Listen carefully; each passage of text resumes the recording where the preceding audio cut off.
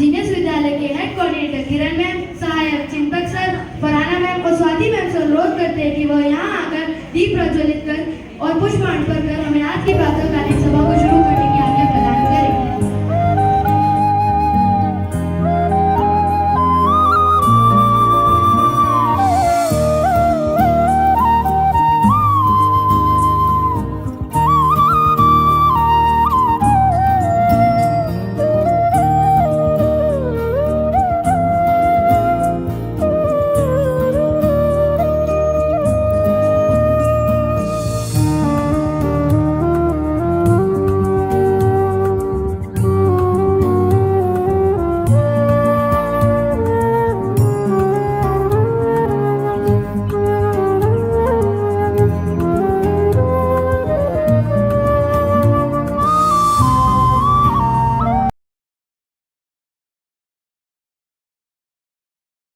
हम हमारे माता पिता को भी प्रणाम करते हैं जिन्होंने हमें इस पावन भूमि पर जन्म दिया और आज की इस प्रातःकालीन सभा की शुरुआत करते हैं। इस मंच पर उपस्थित सभी मेरे गुरुजन हमें आशीर्वाद दे कि आज की इस प्रातःकालीन सभा को हम सुचारू रूप से पूर्ण कर इसे सफल बनाएं। आपके इस आशीर्वाद के लिए बहुत बहुत धन्यवाद। हर दिन की शुरुआत शुभ घड़ी से की जाती है और हर घड़ी को शुभ बनाने के लिए हम अपने आराधक देवी देवताओं का ध्यान करते हैं, जिससे हमारे जीवन में निरंतर शुभ लाभ मिलते रहे। और मैं अपने जीनियस विद्यालय के संगीत गुरु एवं उनकी प्रार्थना मंडली से अनुरोध करता हूँ कि वो आज की सभा की शुरुआत कुछ ऐसे संगीत में प्रार्थना से करे जो हमारे मन को सुख शांति प्रदान करे। आप सभी से हमारा दिल से अनुरोध है कि आप अपनी आंखें बंद कर हाथ जोड़कर उस परम पिता परमेश्वर से आशीर्वाद प्राप्त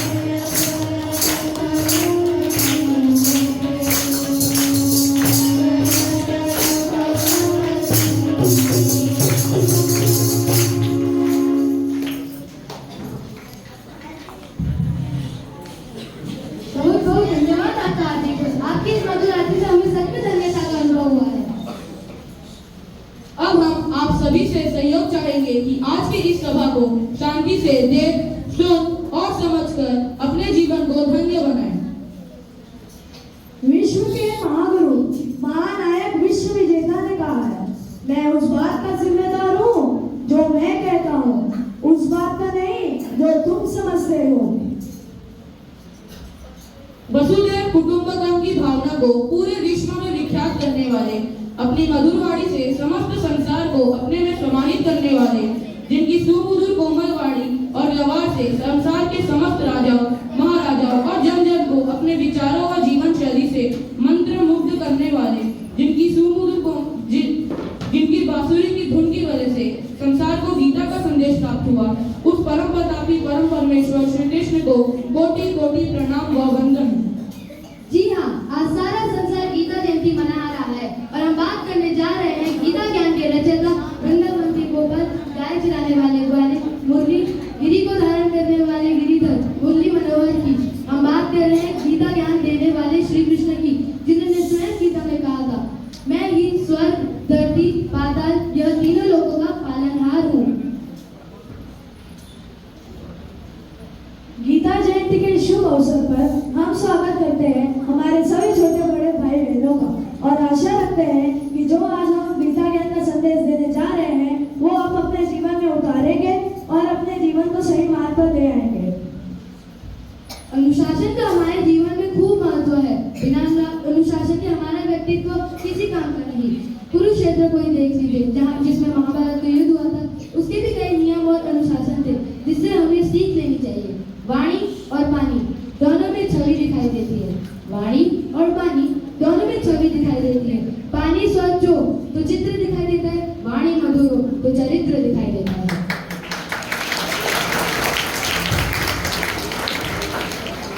बिल्कुल, और ठीक उसी प्रकार हमारे विद्यालय की भी एक प्रणाली रही है कि हम विद्यालय में आते ही प्रतिज्ञा देते हैं और पढ़ाई की शुरुआत करते हैं।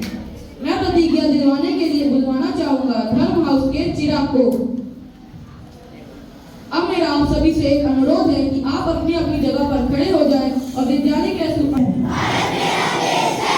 भारतवासी मेरे भाई बहन हैं। मुझे अपने देश से प्यार है, उसकी समृद्धि और विविध परंपराओं पर मुझे गर्व है।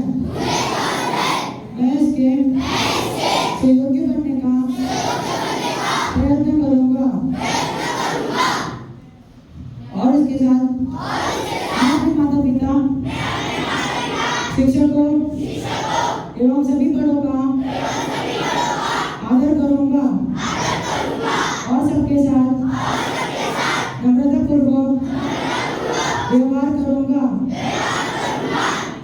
मैं अपने देश और देशवासियों के प्रति वफादार रहूंगा।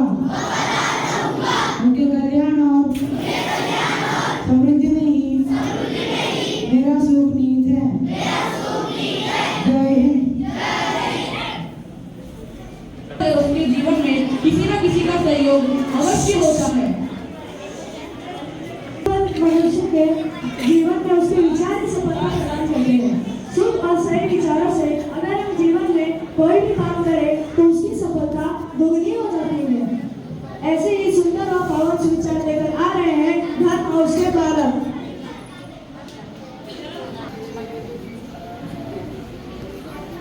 अंश परम धर्मस्ते ताईशा परतम अंश परम सत्य यतो धर्म प्रवर्तते। समता सर्वभूतेषु एतत् प्रत्यक्ष लक्षणम्। अर्थात सभी प्राणियों में समानता यही सच्ची आजादी है। Thank you. नियुक्ति प्रधान नहीं है, वह कार्य प्रधान। Thank you. My childhood didn't prepare me for the fact that the world is the cruel and the bitter things. बहुत बहुत धन्यवाद आपका। सच में आपके सुविचारों ने हमारे मन को नई दिशा प्रदान की है। जब भी कोई नई बात होती है या नई घटना घटती है तो हर किसी को आश्चर्य होता है। ऐसा नहीं कुछ हमारे जीएस विद्यालय की आज की सभा में हो रहा है। हर कोई नए नए तरीके से नई नई बातें प्रस्तुत कर रहा है और ऐसे ही आश्चर्यजनक बातें सुनाने के लिए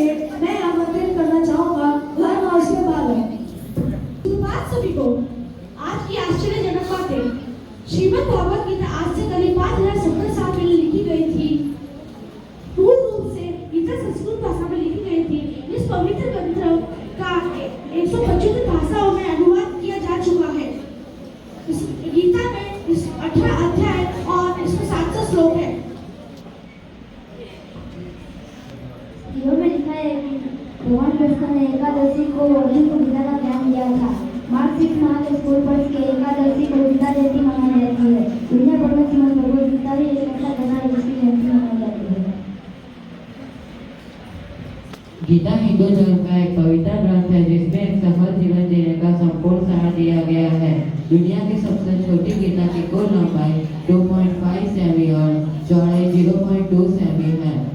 ब्रिटिश सामाजिक कार्यकर्ता एनी बेसेंट ने भगवद गीता का अनुवाद द लॉर्ड सांग के नाम से किया था। श्री कृष्ण के गुरु का नाम महर्षि अंगिरस था। Thank you. बहुत बहुत धन्यवाद आपका। गीता ज्ञान को पढ़ाने वाला तो अपना जीवन धन्य बनाता ही है, किंतु सुनने वाले को भी मोह माया से मुक्ति के मार्ग पे ले जाता है, संसार के बंधनों से मुक्त करवाता है। गीता सभी मनुष्यों को जीने योग्य बनाती है, जीवन का सार प्रदान करती है। गीता इतनी ही पावन व पवित्र है कि इसके शब्द में संदेश व प्रेरणा समाहित है। इसके एक शब्द मात्र को दिल से उच्चारण करने वाले को मुक्ति मिल जाती है। आइए हम भी उनकी वाणी को आज की प्रातःकालीन सभा में सुने। तो पठन कराने आ रहे हैं मनस्वी और आरुष। आप सबसे हमारा अनुरोध है कि आप पठन को शांति और ध्यान से सुने।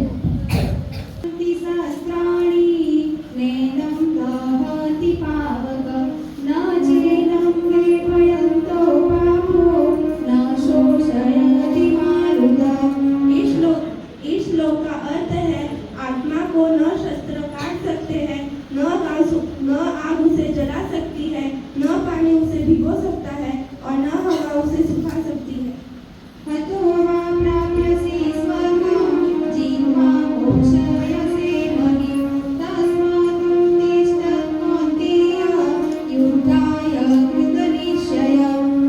इस श्लोक का अर्थ है, यदि तुम अर्जुन युद्ध में वीर गति को प्राप्त होते हो तो तुम्हें स्वर्ग मिलेगा, और यदि विजय होते हो तो धरती के सुख को भोगोगे। इसलिए उठो, एक बात है, निश्चय करके युद्ध करो। यदा यदा हि धर्मस्य ग्लानिर्भवति भारत अभ्युत्थानं धर्मस्य तदात्मानं सृजाम्यहम्। इस श्लोक का अर्थ है, हे भारत अर्जुन, जब जब धर्म ज्ञानी यानी उसका लोप होता है और अधर्म में वृद्धि होती है, तब तब मैं धर्म के अभ्युत्थान के लिए स्वयं की रचना करता हूँ, अर्थात अवतार लेता हूँ। परित्राणाय साधूनां विनाशाय च दुष्कृतां धर्म संस्थापनार्थाय संभवामि युगे युगे। इस श्लोक का अर्थ है, सज्जन पुरुषों के कल्याण के लिए और दुष्कर्मियों के विनाश के लिए और धर्म की स्थापना के लिए मैं श्री कृष्ण युगों युगों से प्रत्येक युग में जन्म लेता आया हूँ।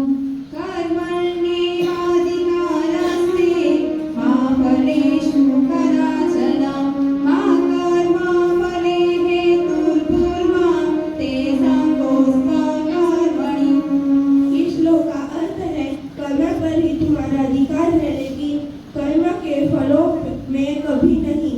इसलिए कर्म को फल के लिए मत करो और न ही काम करने में तुम्हारी आसक्ति हो। न्यायतो विषयान् पुरुषान् संगस्तेषु उपजायते, संगः संजायते कामः, कामात् क्रोधो विजायते। इस श्लोक का अर्थ है, विषयों यानी वस्तुओं के बारे में सोचते रहने से मनुष्य की उनसे आस्तिक हो जाती है। इससे उनमें कामना की इच्छा पैदा होती है और कामनाओं में विघ्न आने से क्रोध की उत्पत्ति होती है। क्रोधा भगवती सम्मोहः, सम्मोहात् स्मृतिविभ्रमः, स्मृतिभ्रंशात् बुद्धिनाशो, बुद्धिनाशात् प्रणश्यति। इस श्लोक का अर्थ है, क्रोध से मनुष्य की मति मारी जाती है, यानी मूढ़ हो जाती है, जिससे स्मृति भ्रमित हो जाती है। स्मृति भ्रम होने जाने से मनुष्य की बुद्धि नष्ट हो जाती है और बुद्धि का नाश हो जाने पर मनुष्य खुद अपना ही नाश कर बैठता है। चलती श्रेष्ठ करो जन्म साया प्रमाणं कुरुते इस श्लोक का अर्थ है, श्रेष्ठ पुरुष जो आचरण यानी जो काम कर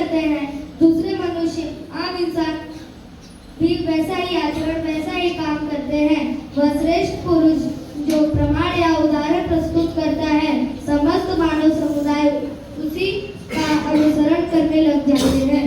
श्रद्धमालभते ज्ञानं तत्परसंयतेन्द्रियं ज्ञानं लब्ध्वा पारं शान्तिमार्जनाधिगच्छति।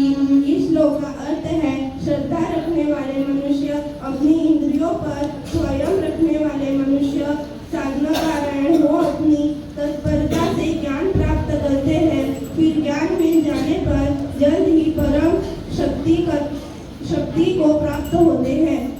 सर्वधर्मं परित्यज्य मामेकं शरणं व्रजम् अहं सर्वपापेभ्यो मोक्ष्यामि मा शुचः। इस श्लोक का अर्थ है, हे अर्जुन, सभी धर्मों को त्याग कर अर्थात हर आश्रय का त्याग कर केवल मेरी शरण में आओ, मैं श्री कृष्ण तुम्हें सभी पापों से मुक्ति दिला दूंगा, इसलिए शोक मत करो। वसुदेव सुतं देवं कंस चारुणमर्दनं देवकी परमानंदं कृष्णं वंदे जगद्गुरुं। धन्यवाद। धन्यवाद आपका। आज तो हम सही में धन्य हो गए, बहुत बहुत धन्यवाद आपका। सत्य, धर्म, शांति, प्रेम के गुणों का समन्वय जिसमें है वह गीता है। धर्म, अर्थ, काम, मोक्ष जिसमें पूर्ण विद्यमान है वह गीता है। ब्राह्मण, क्षत्रिय, वैश्य, शूद्र जिसमें अछूते नहीं है वह गीता है। ऋग्वेद, सामवेद, अथर्ववेद, यजुर्वेद, 4 वेद जिसमें समाहित है वह गीता है। वेद, उपनिषद, शस्त्र, शास्त्र जिसमें साधन मात्र है वह गीता है। भारतीय संस्कृति में गीता का स्थान सर्वोच्च है। भारतीय साधु सन्यासियों के अंतर्मन में विनय की झंकार की तरह गीता के श्लोक झंकृत होते हैं। कथा प्रवचनों से लेकर घर घर तक नीति नियमों तथा जीवन सुधार के ज्ञान भी गीता में प्रदान किए गए हैं। गीता के साथ आसपास का ज्ञान होना भी आवश्यक है। तो मैं बुलाना चाहूंगा अर्नव और आर्यन को, जो यहाँ आकर समाचार का पठन करेंगे। आज के समाचार। राष्ट्रीय समाचार। संसद में गतिविधि समाप्त करने के लिए उपराष्ट्रपति से मिलेंगे सत्तापक्ष और विपक्ष के नेता। दूसरा, बीमा सखी योजना से बनेंगे रोजगार साधन, महिलाएं होगी सशक्त, नायब शीर्षेन। सुप्रभात सभी को। आज का अंतर्राष्ट्रीय समाचार। बांग्लादेश में नियंत्रण पर एक और केस, समर्थकों पर भी हमला करने का आरोप, बांग्लादेशी फॉरेन एडवाइजर से मिले भारतीय विदेशी सचिव। दूसरा, सीरिया में विद्रोहियों का ऐलान, महिलाओं के पहनाव पर रोक नहीं लगाएंगे, एसटीएस को आतंकी सूची से हटाया जा सकता है। खेल समाचार। पहला, आईसीसी ने अमेरिका की नेशनल क्रिकेट लीग को बैन किया। प्लेइंग 11 नियमों का उल्लंघन किया। लीग से तेंदुलकर, गावस्कर, अकरम जैसे नाम जुड़े। दूसरा, चैंपियंस ट्रॉफी हाइब्रिड मॉडल में ही होगी। पीटीआई ने कंफर्म किया। भारत पाकिस्तान में दुबई में टूर्नामेंट फरवरी में शुरू होगा। धन्यवाद। धर्म आध्यात्म समझने वालों को अमोल काव्य कहा गया है। सारे शास्त्रों के साथ में एक जगह इकट्ठा मिले तो वह जगह है गीता। गीता रूपी ज्ञान को गोत्रे में स्नान कर सज्ञान को प्राप्त होता है। पापी पाप ताप से मुक्त होकर संसार सागर को पार कर जाता है। गीता को माँ भी कहा गया है। जिस प्रकार माँ अपने बच्चों को प्यार दुलार देती, जीवन सुधार करते हुए महानता की शिखर पर पहुंचाती, उस प्रकार गीता का पाठ करने वाले भक्त को सुशीलता की प्राप्ति होती। गीता मनुष्य को सत शिक्षा देती और नर से नारायण बनाने की प्रेरणा प्रदान करती। गीता का जितना स्वाध्याय किया जाए उतने ही जीवन को महान बनाने के नए नए सूत्र हाथ लगते हैं। अब आप देखने जा रहे हैं कुछ ऐसी पेशकश जो आपको दिखाने आ रहे हैं धर्म हाउस के छात्र। हास्य विनोद में हूँ। हाँ, मैं कृष्ण हूँ, मैं कृष्ण हूँ, मैं कृष्ण हूँ। मैं राधा का गुमान हूँ, मैं मीरा का मान हूँ। मैं हर माँ की खिलखिलाती गोद में हूँ, मैं प्रेयसी के हास्य विनोद में हूँ। हाँ, मैं कृष्ण हूँ, मैं कृष्ण हूँ, मैं कृष्ण हूँ। मैं नारी के सत्कार में हूँ, संस्कृतियों के प्यार में हूँ। मैं परिवार का विश्वास हूँ तो समाज का विकास भी हूँ। मैं शांति के हर श्वास में हूँ। मैं बांसुरी की मधुर तान भी हूँ तो सुदर्शन चक्र की धार भी हूँ। मैं करुणा के हुंकार में हूँ, संस्कृति के हर प्रकार में। मैं अंत हूँ, प्रारंभ भी हूँ, नए युग का आरंभ भी हूँ। हाँ, मैं कृष्ण हूँ, मैं कृष्ण हूँ, मैं कृष्ण हूँ।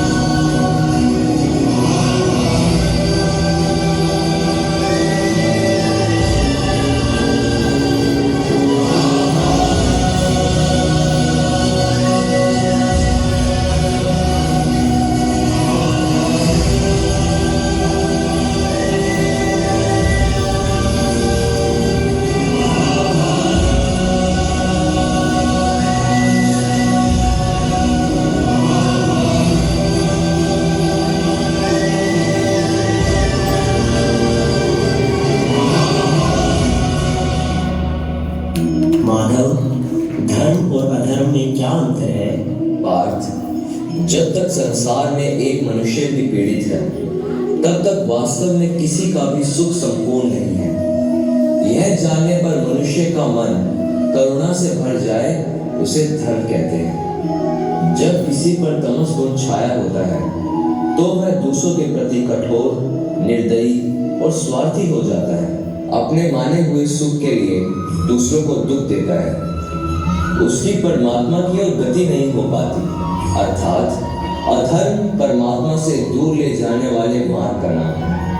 आइए हम सब मिलकर समाज व अपने देश के हित के लिए एकजुट होकर कार्य करें और अपने धर्म व संस्कृति की रक्षा करें। यही भागवत गीता का सार है।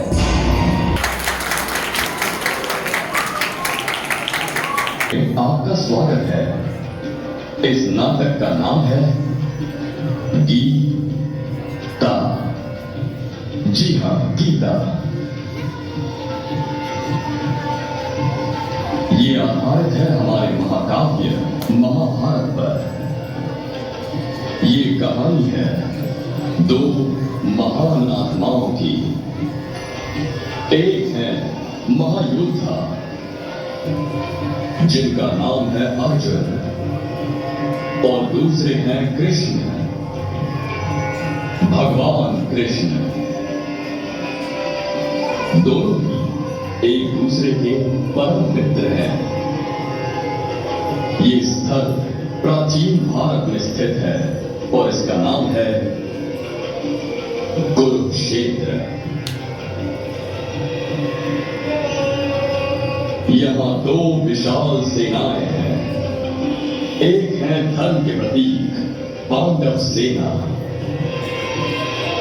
और दूसरे अधर्म के प्रतीक कौरव सेना। कृष्ण और अर्जुन पांडवों की तरफ हैं। कृष्ण और अर्जुन घोड़ों से खींचे जाने वाले एक रथ पर सवार हैं।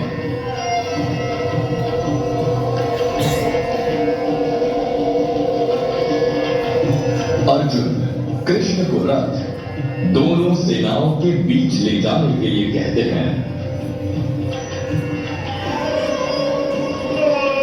या! घोड़े आगे दौड़ रहे हैं, धूल उड़ रही है, सूरज चमक रहा है और योद्धा तैयारी कर रहे हैं।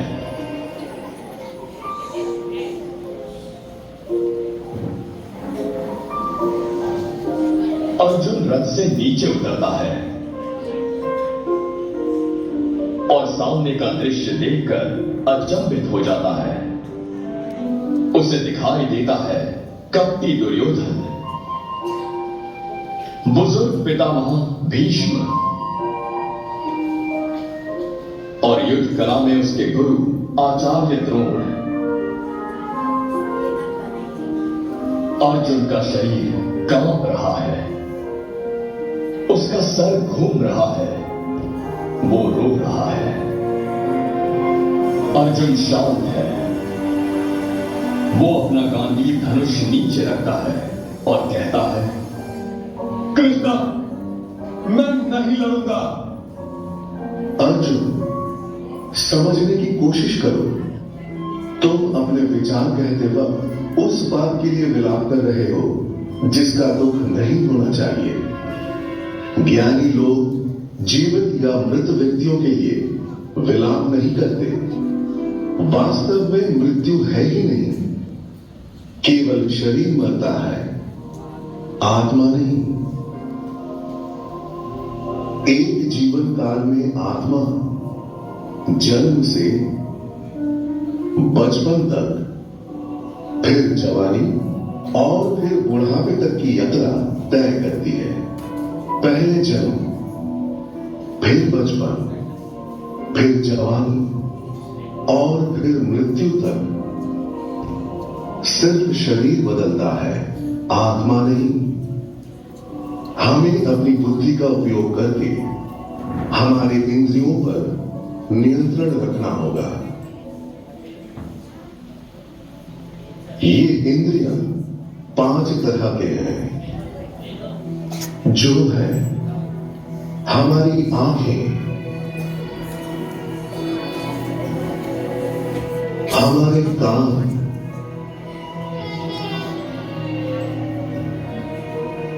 हमारी नाक, हमारा मुंह और स्पर्श ज्ञान।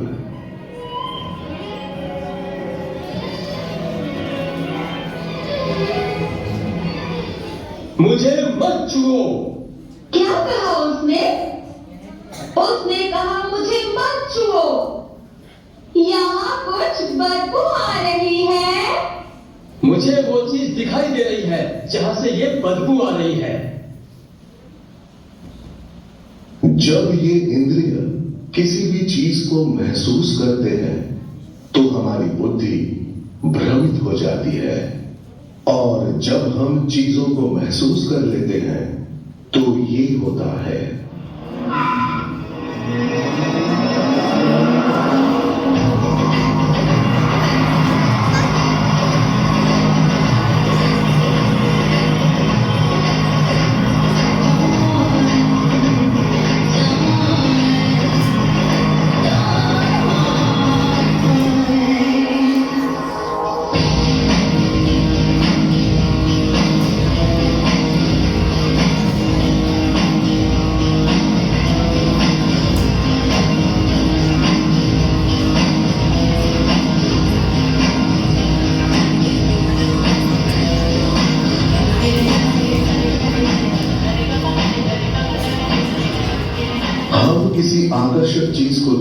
कर अपने आप से सोचते हैं कि मैं इस चीज को पाना चाहूंगी।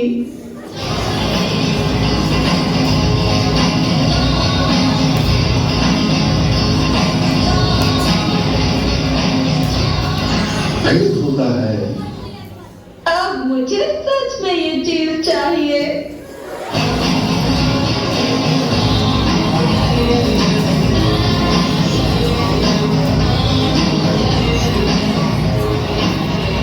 फिर ये बनता है मुझे ये चीज हासिल करनी ही है।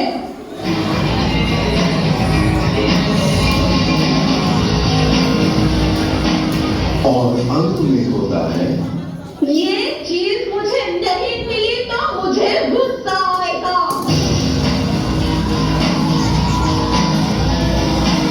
तुमने मेरी कार का सत्यानाश कर दिया। वैसे भी घटा रही तो थी। तुम्हें खुद अपनी करनी की जिम्मेदारी लेनी चाहिए।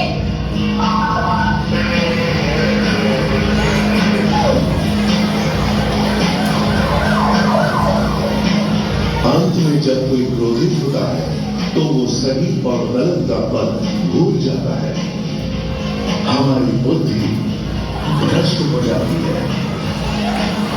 हमें शांत दिमाग से सोचना चाहिए।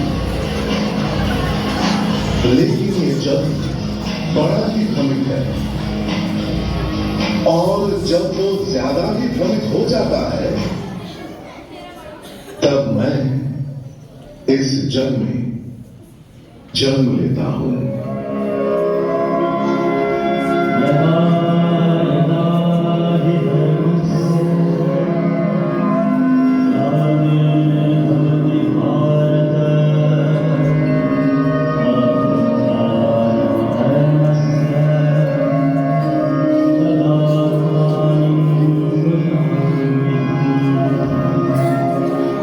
मैं इस जग में पाप का विनाश करने और पुण्यवानों की रक्षा करने के लिए आता हूं और धर्म यानी प्राकृतिक संतुलन प्रस्थापित करता हूं।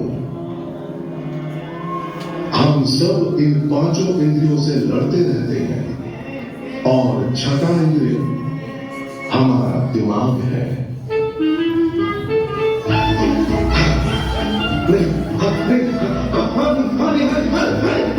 वो मुझे प्यार करती है, वो मुझे प्यार नहीं करती, वो मुझे प्यार करती है, वो मुझे नहीं करती।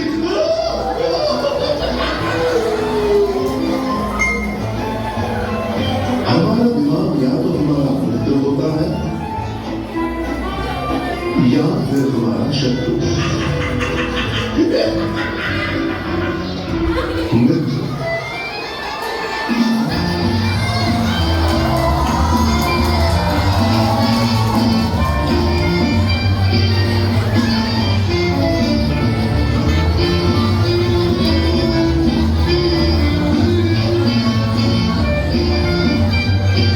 या शत्रु।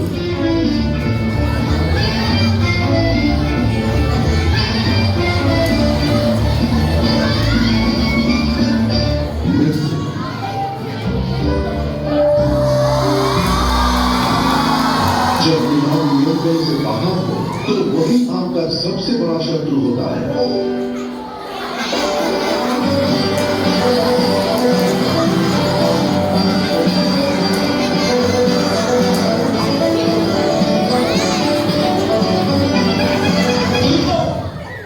पर जब नियंत्रण में हो तो आपका सबसे अच्छा मित्र होता है।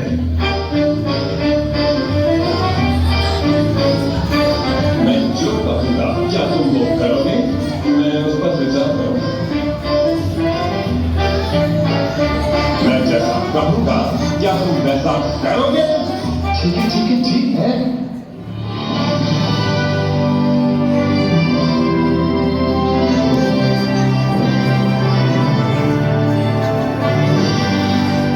दिमाग पर नियंत्रण रखने के लिए हमें करना चाहिए योगाभ्यास।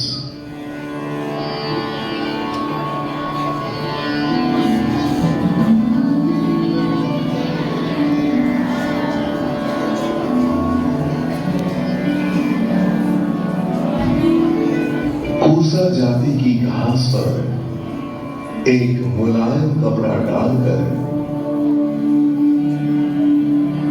हमें बैठना चाहिए। हमारी पीठ, गर्दन और सर एक ही रेखा में तने हुए होने चाहिए और फिर लगातार नाक के आगे वाले बिंदु पर ध्यान केंद्रित करना चाहिए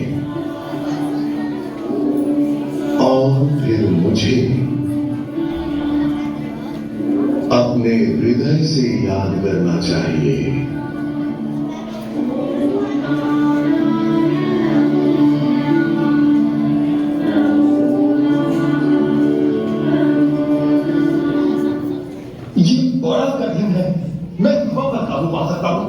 पर इस दिमाग पर काबू पाना मुश्किल है।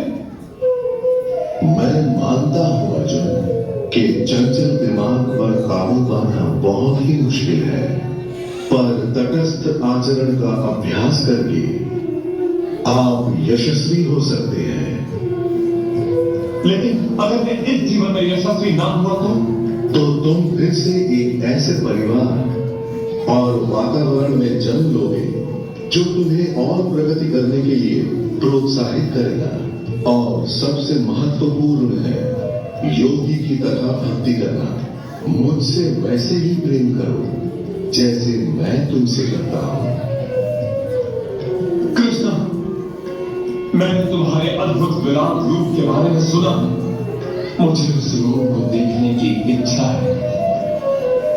मैं तुम्हें अपना विराट रूप दिखाऊंगा, पर तुम्हारे पास वो रूप देखने की दृष्टि नहीं है, इसलिए मैं तुम्हें दिव्य दृष्टि दूंगा। देखो मेरा अनूठा रूप।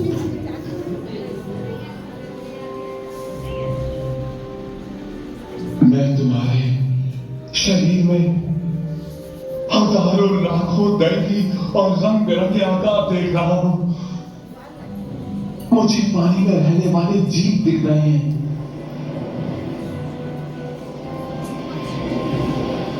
मुझे हवा में उड़ने वाले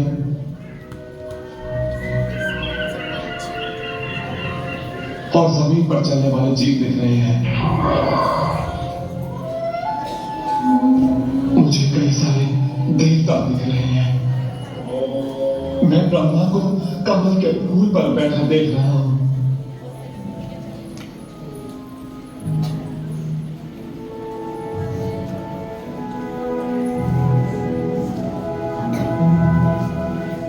मुझे शिव भगवान नंदी पर बैठे दिखाई दे रहे हैं।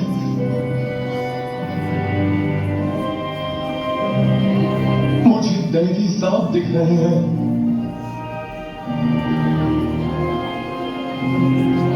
मुझे तुम्हारे शरीर में कई सारे हाथ, पेट, मुंह और आंखें सब तरफ अजीब फैलती हुई दिखाई दे रही हैं। मुझे तुम्हारा दिव्य तेज सब तरफ बहती आग की तरह फैलता हुआ दिखाई दे रहा है। तुम्हारे कई सारे भाते, सूर्य और चंद्र तुम्हारी आंखें हैं और कई सारे देवता तुम्हारे शरीर में प्रवेश कर रहे हैं। वो भयभीत हैं, वो जाप कर रहे हैं। ओम शांति शांति शांति। तुम्हारा ये विराट रूप सबके दिलों में डर पैदा कर रहा है। मैं देख रहा हूं दुर्योधन को। आक्रमण! 1, 2, हमला! मैं देख रहा हूं पितामह भीष्म को। आक्रमण! 1, 2, 3, 4, हमला! मैं देख रहा हूं आचार्य द्रोण को। आक्रमण! 1, 2, हमला! हे ईश्वर, कृपया मुझे बताइए कि आप वास्तव में कौन है?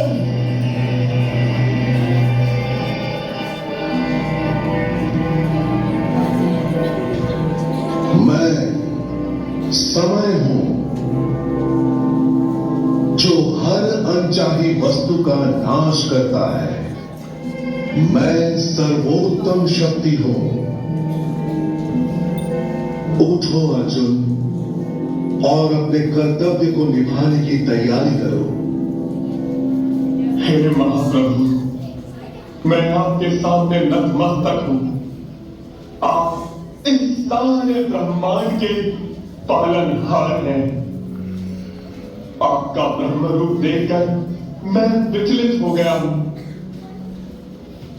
अर्जुन, शांत हो जाओ और बस तुम्हारे सबसे चहते रूप को देखो।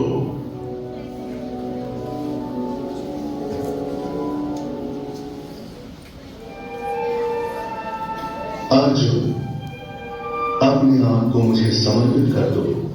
जब तुम ऐसा करोगे तो तुम्हारी आत्मा जन्म और मृत्यु के चक्र से मुक्त हो जाएगी। तब तुम्हारा पुनर्जन्म नहीं होगा। मैं तुम्हारी रक्षा करूंगा। डरो नहीं, बस मेरी भक्ति करो।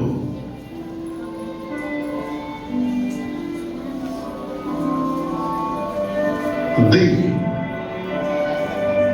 end.